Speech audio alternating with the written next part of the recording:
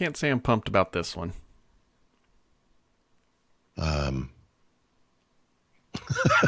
Which one? We're just gonna end it there. Alexa game control. Oh, yeah. So the historic problem with voice control in video games, right? It's not fast enough to do the fast action stuff. Mm-hmm.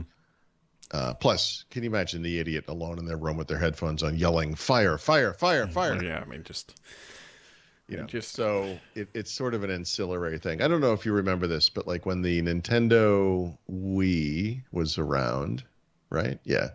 Call of Duty came out. Call of Duty 3 came out. And there was a version of that game on the Wii. Mm-hmm. And that used what do you call those things? Nunchucks? Yeah. To throw grenades, which I thought was kind of cute. You did the little thing, that little motion. A little bit of exercise in there. It's not, you're not quite storming Normandy, but you got the arm motion in there. I mean, you're going to get a Purple Heart. It's like you lifted your phone to your head while you were walking. That level of exercise. Yeah, so that came out yesterday. There's also, don't call it an Elite controller, but there's a PlayStation Elite controller coming. 3-4 years too late. Yeah. It's like, wait a minute, you can make something that's a lot like the cheap thing, but charge 3 times as much money for it? Yeah, no, we're in. Actually, it's more like 4 or 5 times as much money. Isn't it like $300?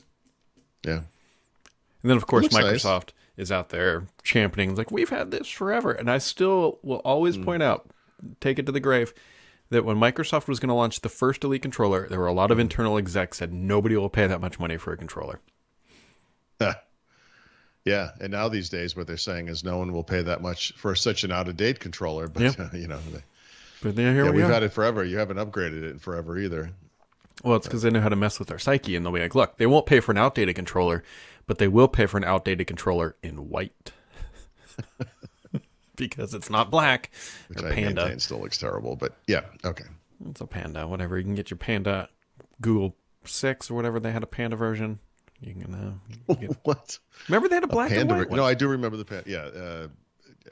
I always thought it was the Bandit. Pixel 4. Pixel 4 was the Panda. Because it was like the black across the eyes. I think Bandit would be better, but somebody... Yeah. Get a Pixel 6a for $399 right now on sale on Amazon. That's a steal. You should snag one if you're thinking about it. It's a good phone. If you don't mind being a green dot peasant, yep, works for... I can assure you that anyone thinking about a 6A is not concerned about being a green dot. And realistically, they should be. I mean, that's... Yeah. Yeah. Anyways, here we are on I almost said Tuesday, but today is Wednesday. We're actually releasing Fences 4 on Steam today, which is a massive milestone for us, like a technical challenge for milestone. Yeah. So, well, what does that mean? From the requirements that Steam has, or? So, yeah, effectively, so what we now call it the before time, like if you put an application on Steam, like Stardock has a complete infrastructure servicing pipeline. It's actually... quite impressive. Raph could probably say it's probably hacked together because, that's the way everything works. Sure. But on Steam now, if you have an application that goes through the store, it has to be serviced through their pipeline, not your own. And so we did it with Start 11 first, was like our pilot. We got it done. And then now we had to redo it again for Fences. And so we have to do that. Then we have to ship it off for certification. And Valve, we believe, looks at it. I think of Steam as obviously as a game thing. Yeah. So have you seen good uptick on Steam with an application? And are there other applications on Steam like this? Yeah, there are other ones on there. You are right. That's honestly one of the issues is like, so if people uninstall the game or ask for a refund, they have like a selection options, and they will say things like not fun for Start 11. It's like, okay. Useful feedback. Yeah. So you should just forward that to Microsoft because they'll deal with it appropriately. So that's going up on Steam, and so we got all that work done, which was late night stuff. That's cool. Yeah, so it's a big milestone. Hopefully, it does well. I don't know. Like Steam reviews are life and death for. Like you become real sensitive to them real quick because if you get a negative rating, it's like that can sink the battleship. Sure. So. Sure. Well, at least this isn't the only place you guys are. Yeah. And granted, we launched, the application is completely solid. Oh, God, why I shouldn't say that. Because it actually took, we expected to launch this stuff January. Yeah. But there were so many things going on. And then. Well, that can't be. Microsoft is only updating Windows 11 once a year. It seems like you guys have been coasting. What happened? Well, since he's not here, but he's a media friend, we'll just blame Raph.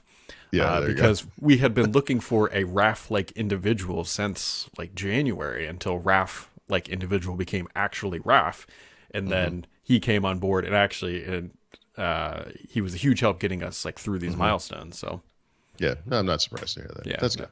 Anyways, that's happening today at some point. We don't really control exactly when it launches, but yeah, that's fun. Yeah, something something like that. I mean, it's no Call of Duty, but no, it is not. Call of Duty Season 5 drops today, by the way. Yeah, drops is a good word. What terrible things are they going to do to this game? Well, I don't know what they're doing to the regular game. Like Vanguard is I know beyond there's like dead 2 new multiplayer maps. I always look at this stuff because I can't help myself, and I don't know. There's some changes to Warzone, like in the Caldera map that everyone plays on now. In the middle is a volcano. Shockingly, the volcano is now erupting, so now you have lava that you can melt. That's cool. Yeah, that's cool. I got to give Activision some credit. They really just beaten the Call of Duty right out of me. I don't know how they did it. I've never cared so little about a game as I do about Vanguard. Vanguard is horrific. Like they really. Yeah, I don't know what happened there. I don't mind the World War II thing, aside from the fact that I feel like they just keep retreading their greatest hits over and over again. Okay, fine. But there's just something about it. It just doesn't. No, it's. Yeah. I don't understand how it got released like the way it, and it's not like they fixed it. It's not like it's, we're on the verge of the next game, and it's not like we can look back and say, well, okay. When those numbers, when the game came out and it went, and they're like, and then they immediately canceled what's coming after whatever this release is. So there's no Call of Duty next year. They realized that they were, wasn't going to work. We'll be better off coasting for 2 years with one game than we would be doing another game like this. Well, I think is what. Yeah, and I think the reality is like if they can, I think that they looked at these season drops and realized how much money they can make with like Season 5 coming out tomorrow. People buying all the cosmetics and all that. They said, look. We don't need to ship another game if we can do seasons like they're doing now, like every 3 months, which they do them like clockwork now. I wonder if this will be the norm, though, right? Every 2 years, we'll just have Modern Warfares and Black Ops for the rest of our lives or something. I don't know what they're going to do. I mean, I think if they go the model that Destiny does, and I think Destiny does it exceptionally well, from a sort of piloting or changing the industry of like, hey, you got to put out a new game every X number of years, to just drop content, meaningful content updates twice a year, 2-3 times a year, and that's all you need. So, well, we're gonna find out. Yeah, we will find out. We will find out. Just like we're finding out that the iPad OS 16 will launch a little bit later than the phones that are supposed to launch in like 2 weeks. Yeah, it's coming right up, and then announced in 2 weeks, I should say. Yeah, and it won't be iPad OS 16; it'll be 16.1 because I guess they can't handle the version number thing without like they keep going, but they can't just call it the same thing for some reason. Apple, that's so cute, so cute, so predatory. Well, maybe they'll do iOS 16.1 at the same time because those two things are completely different operating systems, so they have to be lined up for some reason. Oof. Why is this thing? What are you doing? Why is that thing around your microphone the size of a catcher's mitt? This thing? No, the thing on the bottom there. This thing? It's a shock guard, Paul Thurrott. I know. Well, look, I get this cute little svelte thing here. It's a little cold on your side. It's warmer over here. You think that's why? Mm-hmm. Temperature gradients. I see. We'll just end it there because there's no recovering.